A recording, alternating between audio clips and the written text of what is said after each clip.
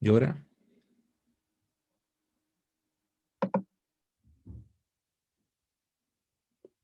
Se está Ahora sí. grabando. Ya. Entonces, como decía ayer en la clase, eh, la tectónica de placas es consecuencia de que exista convección en el manto. Las placas tectónicas sabemos que son son fragmentos de litósfera de una esfera de roca que es bastante rígida y es capaz de transmitir esfuerzo por grandes distancias, por cientos de kilómetros de distancia, y esta flota, entre comillas, sobre un manto astenosférico que es un fluido con viscosidad, y además en el manto fluido, en el manto astenosférico, se producen corrientes convectivas, y esas corrientes convectivas son flujos que en particular cuando se acercan a la litosfera son tangenciales y producen el desplazamiento de las placas y eso facilita la convección.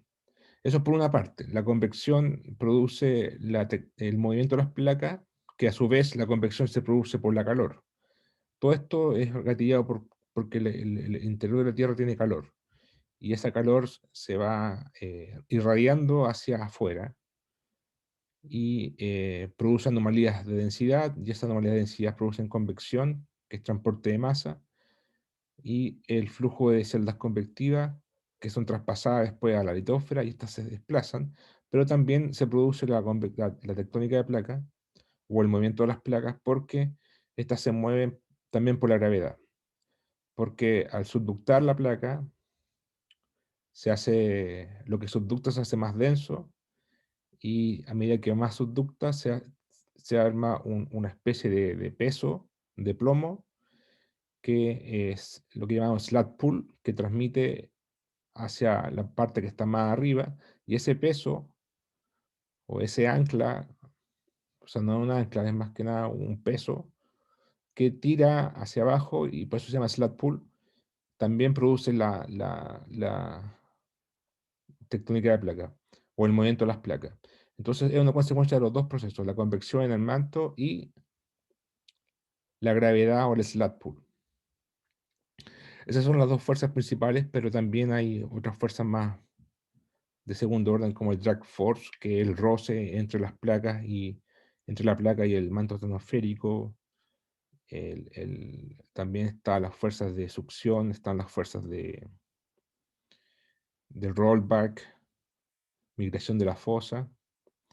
Pero nos vamos a concentrar en esta parte del curso en la convección en el manto, convección termal, lo cual se produce por anomalías de calor, anomalías de temperatura, que son producidas a su vez eh, generalmente por fuentes radiogénicas. Sabemos que en el núcleo externo está compuesto de hierro líquido y además hay una especie de dínamo de corrientes eh, elec- de tormentas electromagnéticas, explosiones nucleares que producen radiación radiogénica, y esto se irradia y calienta el manto circundante, el manto estenosférico, y este al ser calentado su densidad decrece y se produce un fenómeno que se llama expansión termal, que lo vamos a ver después. Y, por ejemplo, si tenemos aquí, si esta recta, la de abajo, representa la interfase núcleo externo y astenósfera, digamos que la astenósfera es toda esta capa de espesor B, y la temperatura abajo es T1 y arriba es T0. Entonces tenemos un gradiente termal de una temperatura T1 que es mayor a una temperatura T0 que es menor. Esta capa es el manto estenosférico con viscosidad eta, y bueno, la densidad aquí va a ser una función de la presión y la temperatura. A mayor presión, mayor densidad, pero también a mayor temperatura, también mayor densidad. Entonces, si yo cambio la temperatura, va a cambiar la densidad. Entonces, inicialmente se considera un fluido sin movimiento, es decir, el fluido está estático. Y es como cuando ustedes ponen el agua en la olla y la empiezan a cocer. Al principio el agua está quieta, porque todavía el calor no se ha producido o no se ha consolidado el calor, está recién partiendo el calor, está recién formando, pero una vez que el calor ya prendió la llama y el calor se produjo, ahí se empieza a producir la convección y empieza a subir el agua caliente.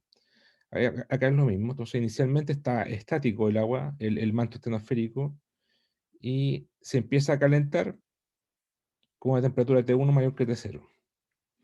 Entonces esto se va a volver inestablemente o gravitacionalmente inestable. ¿Por qué? Porque se va a calentar, si se sigue calentando a tal punto que la densidad empieza a bajar, entonces lo más denso va a tener que bajar y lo menos denso va a tener que subir. Entonces aquí se muestra, por ejemplo, cómo la parte caliente asciende y después que las celdas llegan acá arriba, se empiezan a alejar y bueno, acá tengo la capa que está menos caliente, la capa fría, y la capa fría es más densa, por lo tanto va a tener que bajar.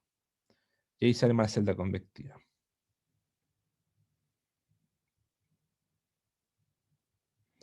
Entonces, ¿cómo es la reducción de la por cómo estamos claros que la densidad va a decrecer, se va a reducir, porque aumenta la temperatura, ¿cierto? A mayor temperatura, menor densidad. Entonces, ¿cómo es esa reducción? Bueno, eso lo vimos, ¿eh? Yo estoy seguro que lo vimos. Lo vimos cuando vimos el problema de la suficiencia termal de la placa litosférica. Hicimos un análisis, o sea, podemos ver, pueden revisar el apunte en la parte donde sale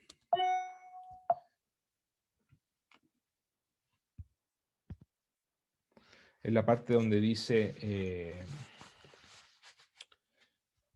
suficiencia termal, en un apéndice. Ustedes van al apunte. También lo subí como diapositiva. Enfriamiento, lithospheric cooling. Y ahí vimos que cuando calculamos el isoterma, ustedes el isoterma lo han calculado varias veces, y ahí lo que vimos fue la ecuación de calor, ¿cierto? Que la vamos a ocupar también en convección termal. Vimos la ecuación de calor, ahí está. Y vimos las isotermas, pero vimos... no lo vimos. Subsiden- Subsidencia termal. Sí, lo vimos hasta acá, ¿cierto? No sé si... llegamos hasta acá, hasta las isotermas. Bueno, puedo aprovechar de esta clase para ver cómo se obtiene la densidad, la reducción de densidad producto del aumento de temperatura. Entonces, esto es pura termodinámica y consiste en lo siguiente. Consiste en que yo considero un cubo de la litósfera o de cualquier roca, un cubo de esta forma, como esta, un volumen B, y este volumen B es masa dividido por densidad, ¿cierto? Entonces,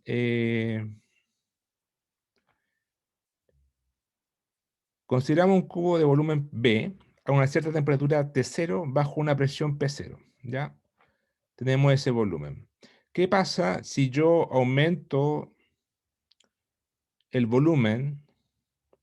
En realidad, conviene escribirlo mejor como masa igual volumen, o masa igual a volumen por densidad, ¿cierto? Masa igual volumen por densidad. Entonces, si yo aumento el volumen para mantener la misma masa, ¿qué tiene que pasar?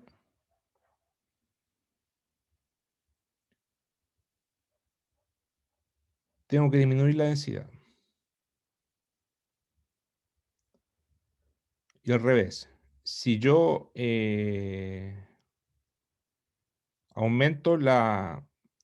disminuyo el volumen para tener la misma masa,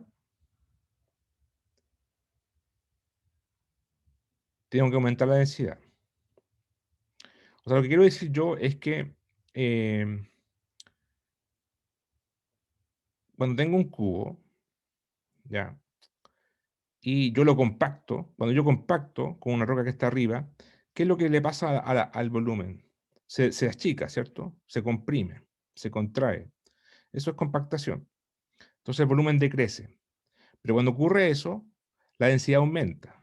Entonces el volumen con la densidad eh, tienen dirección contraria. A mayor volumen, menor densidad. ¿Por qué pasa eso?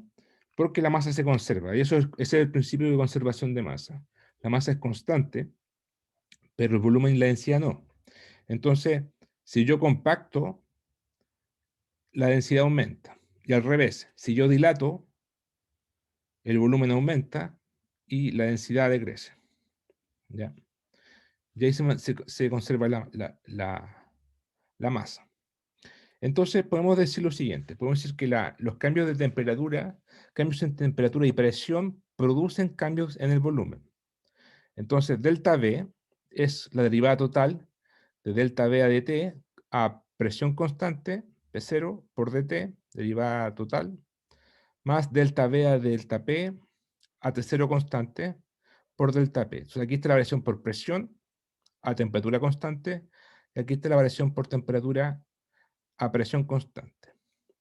Entonces, ahora sí, definimos los dos términos de la izquierda a la derecha de la siguiente forma. O sea, en realidad, este término y este otro término están relacionados con el coeficiente volumétrico de expansión térmica, alfa, que es 1 sobre beta, delta V a delta T a P0 constante. Este término, ¿qué significa?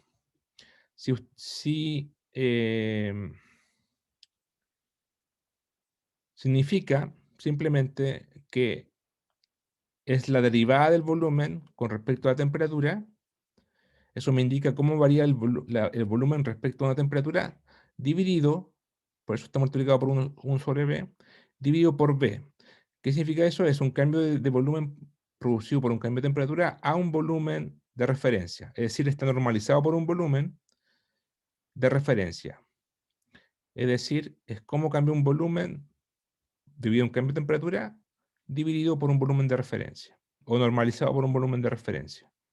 ¿Ya? Eso es la expansión térmica. Ya simplemente variación de volumen por cambio de temperatura, normalizado por el volumen. Y lo otro es la compresibilidad isotermal, beta, isotermal porque es a T0 constante, y es un cambio de volumen por un cambio de presión dividido por el volumen de referencia. Y tiene signo negativo porque a mayor volumen, menor presión. Y a mayor volumen, y a menor volumen, mayor presión. Y a mayor volumen, menor presión. Y a menor volumen, mayor presión. ¿Ya? Entonces, este término está relacionado con este. Y este término está relacionado con este. Entonces, alfa describe, aquí está, mejor. Alfa describe cómo el tamaño relativo del objeto cambia con una variación de temperatura a presión constante. ¿Cierto? Por eso es relativo, porque es relativo a B. Y beta es una medida de un cambio de volumen relativo del objeto, debido a un cambio de presión. ¿Cómo cambia el volumen debido a un cambio de presión relativo. Sabemos que la densidad es m dividido por volumen, entonces podemos decir que delta P, o delta ρ, perdón, es menos la derivada delta B a B cuadrado, ¿cierto? Diferenciales de B, de B cuadrado, la masa es constante, y esto lo puedo reescribir como yo sé que m, o sea, ρ es m dividido por B, entonces esto es m dividido por B es menos ρ, o sea, con el menos de acá, menos ρ, y menos ρ, bueno, aquí B por B cuadrado, se va un B, es decir, delta ρ, si pasó bien este ρ para acá, me queda delta ρ dividido por ρ igual menos delta B dividido por B. Se va este B con este B cuadrado, me queda B. Entonces, puedo reescribir esta ecuación con el alfa si, por ejemplo, aquí este delta B dividido por B, reemplazo el menos delta ρ a ρ acá en el alfa, me va a quedar alfa igual a menos delta ρ dividido por ρ dividido por delta t, a P0 constante. ¿Cierto? Lo único que hice aquí es este delta B dividido por B, es menos delta ρ, lo reemplazo aquí, esos dos términos, y me queda el alfa de esta forma.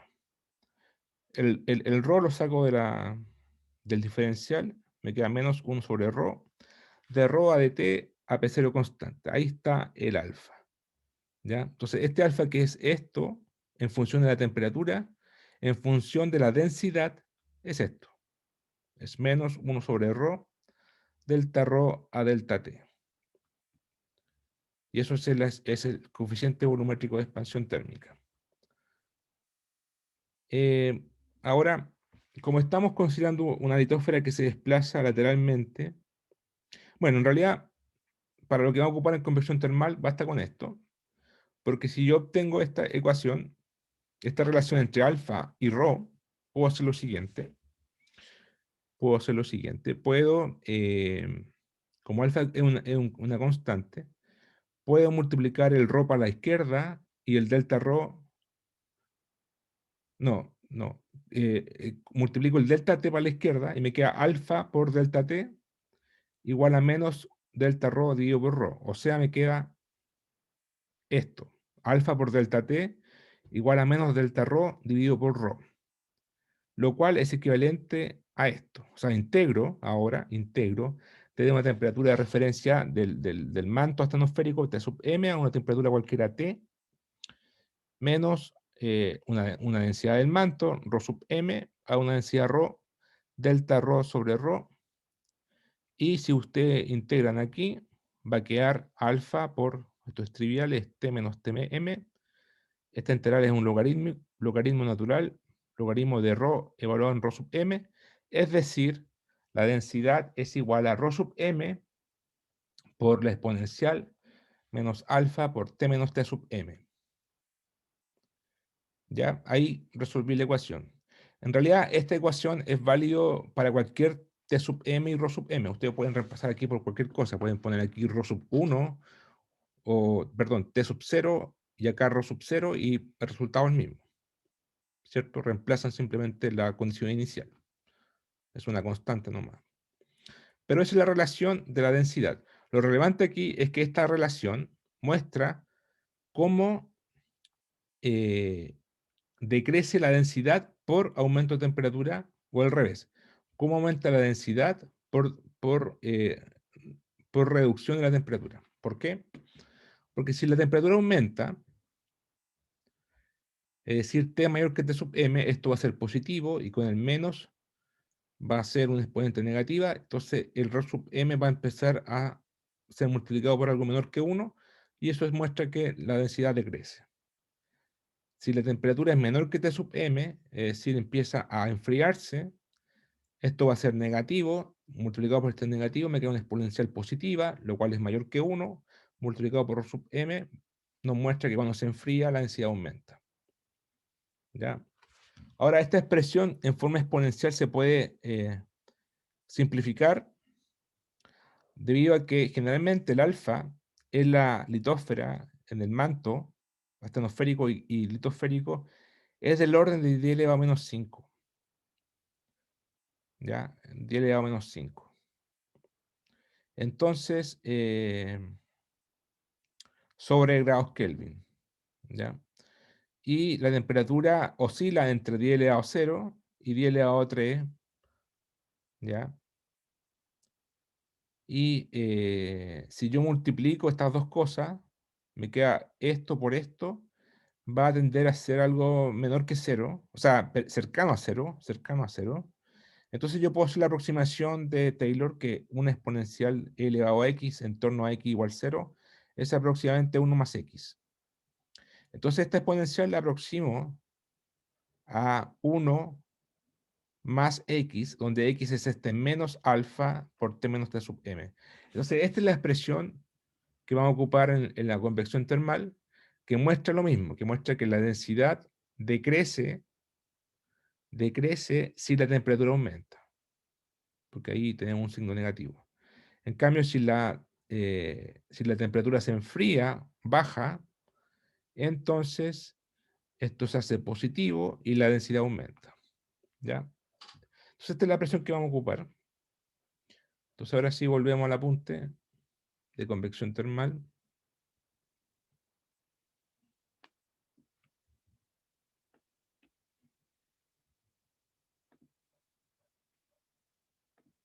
Y ahí está la expresión que esa, es la misma. Entonces, esa expresión dice que la reducción de la densidad con la temperatura es de esa forma, es ρ1 es una densidad de referencia, de partida, ¿ya? Y T1 es la temperatura de partida, la que está abajo, justamente. Si vamos acá, ahí está T1, densidad ρ1, es la partida, el comienzo. Y si empiezo a calentar, o sea, T empieza a crecer sobre T1, entonces esto se hace positivo, y con este menos se hace negativo, entonces 1 menos algo negativo, menor que 1, empieza a decrecer. Entonces la densidad empieza a decrecer, y esto produce que, como tengo una anomalía de densidad negativa, o sea, tengo una densidad, un contraste de densidad negativo, o tengo una reducción de la densidad con respecto a densidades más altas a los lados, las partes no calentadas, entonces eso produce fuerzas de flotabilidad. Y esas fuerzas de flotabilidad, o de empuje, ¿ya? Y esas fuerzas de flotabilidad producen el ascenso del material caliente, porque ρ1 va a ser,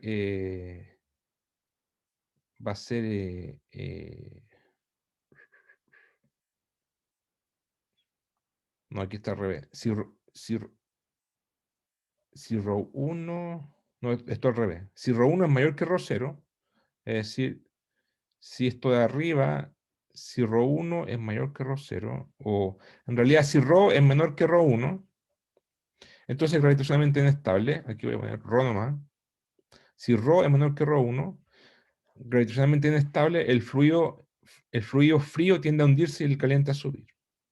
¿Cierto? Eso es convección termal.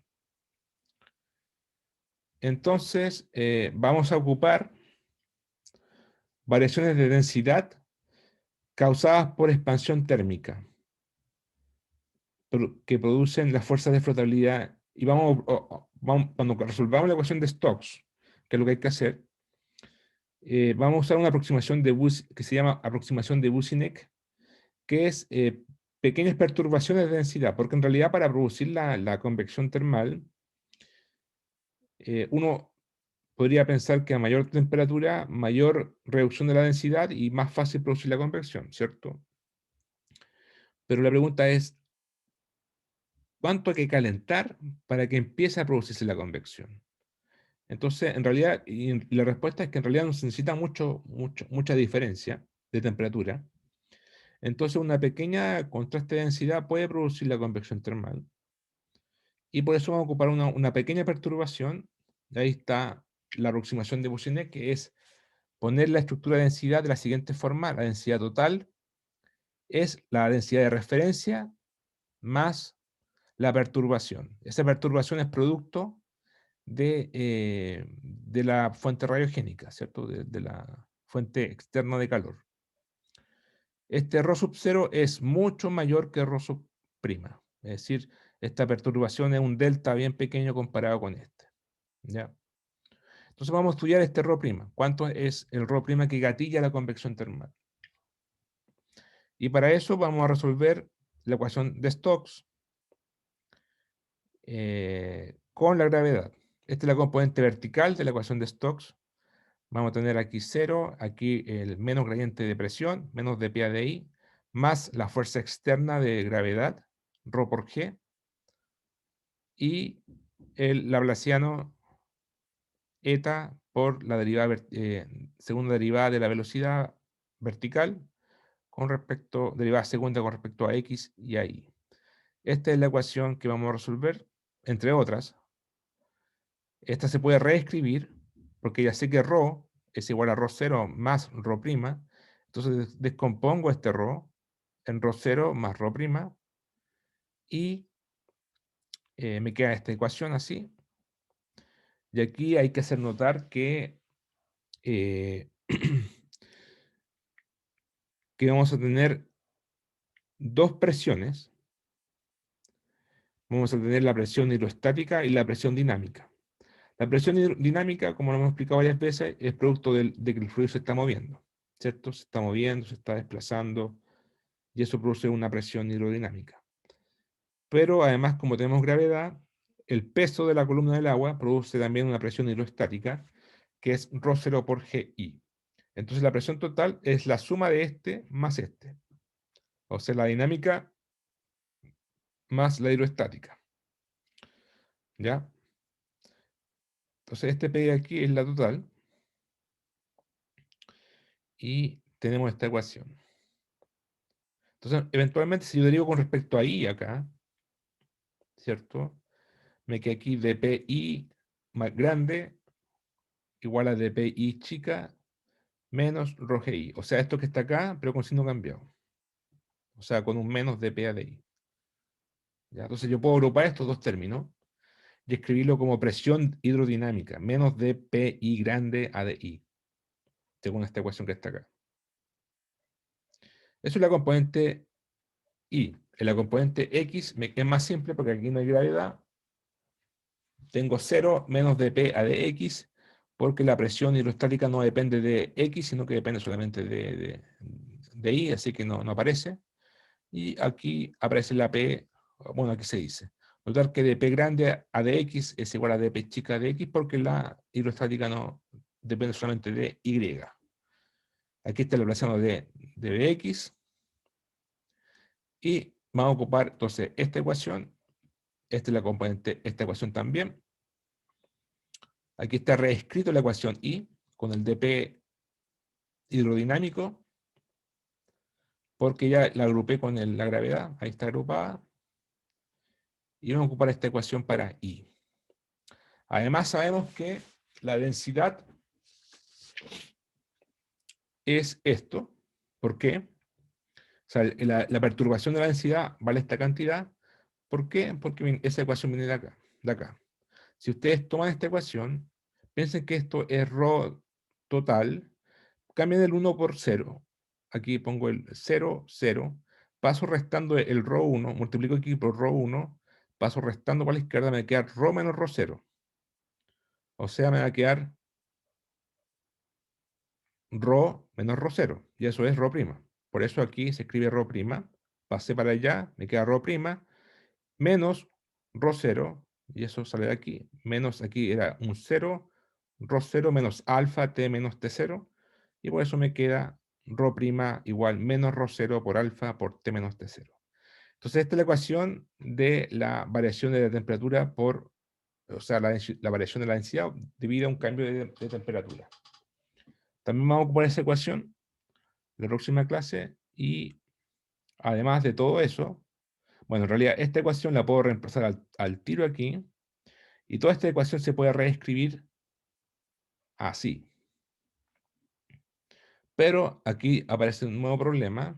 Bueno, en realidad hay dos cosas. Primero, que este factor, este término, ρ0 por g por alfa por t menos t0, es la fuerza de flotabilidad por unidad de volumen que depende de la temperatura. Esto es una fuerza de flotabilidad. Las fuerzas de flotabilidad son como unas fuerzas de empuje, que son ρg por un contraste de densidad, ρ sub delta ρ, ¿cierto? Esas son las fuerzas de volumen o fuerzas de empuje, principio de Arquímedes. Pero aquí es lo mismo porque el cambio, el delta ρ es el ρ', o es debido a un contraste de temperatura. Entonces, un contraste de temperatura es equivalente a un contraste de densidad. Y por eso esto que está acá es la fuerza de flotabilidad por unidad de volumen que depende de la temperatura. ¿Ya? Y bueno, aquí el problema que tenemos, aparte, es que tenemos T. Y la temperatura T no es constante y tenemos que resolverla simultáneamente. Y para resolver la temperatura, vamos a tener que ocupar la ecuación de calor, que es la siguiente, la ecuación de Fourier, delta T a dt, la derivada temporal, más la velocidad del fluido por el gradiente de temperatura, igual a la difusividad térmica por el laplaciano de la temperatura. ¿Ya? Entonces, recordar que kappa es la difusividad térmica que se relaciona con la superficie KT0 afectada por el calor de un tiempo T0. Es decir, es cuánta superficie abarco dado un tiempo T0, eso me indica el kappa. Me indica cuánta temperatura abarco, cuánta superficie abarco, cómo es la difusión de calor en una superficie, dado un tiempo T0. Entonces, a mayor capa, vamos a abarcar más área afectada por la difusión térmica. A menor capa, vamos a abarcar menos área. Esa es la ecuación de calor. Vamos a ocupar entonces la ecuación de calor, la ecuación de Stokes en X y en Y. ¿Ya? Y el fluido que se encuentra por debajo se vuelve menos denso que el sobrepuesto, entonces el fluido inferior empieza a subir, el fluido superior es más denso y tiende a bajar. Sin embargo, no hará movimientos para pequeñas diferencias de temperatura. Lo que decía al principio, si es demasiado pequeña la diferencia de temperatura, no se va a producir la convección. Ahora, si es demasiado alta, se va a producir con creces, pero a lo mejor es demasiada energía. Entonces, lo interesante aquí es encontrar cuánto es la mínima energía para producir la convección. Esa es la pregunta. Entonces, eh, para producir la convección, aparte de vencer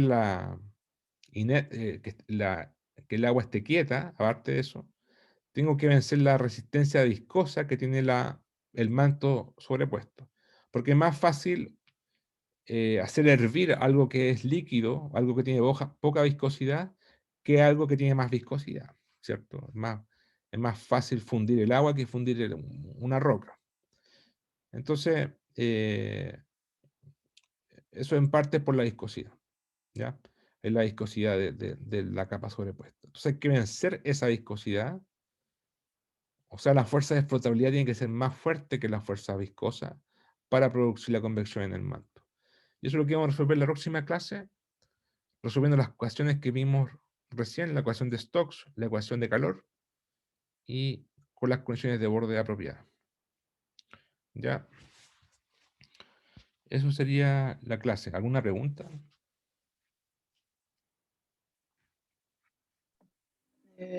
No, por lo menos yo. No sé si vayan cuando vean el video van a tener preguntas.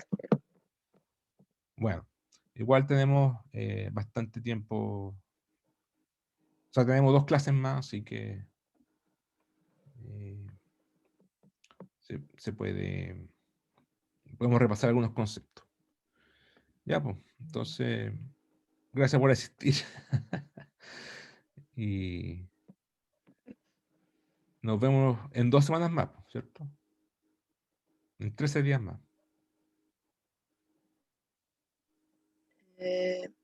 ¿Verdad que el lunes es feriado? No Claro, sé. el otro miércoles tendré. No, pues y el O sea, la Y la próxima otra semana es, receso. no, a ver. Ah, sí, pues la otra semana es receso. Claro, 2 semanas más. 2 semanas más, sí. Claro, como 13 días más. Ya, pues. Listo, que te vaya bien. Chao. Chao, profe.